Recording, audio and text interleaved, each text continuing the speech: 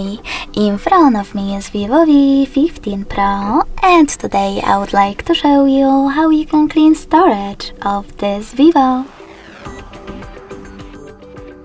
First of all, open Play Store and install free app Code Files by Google Developer. When you're ready, click on Open. Now select Continue, tap on Allow, and click on this gray switcher next to Allow access to manage all files.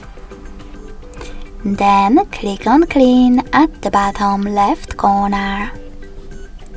Following that, hit Clean under Junk Files and select Clear in the pop-up.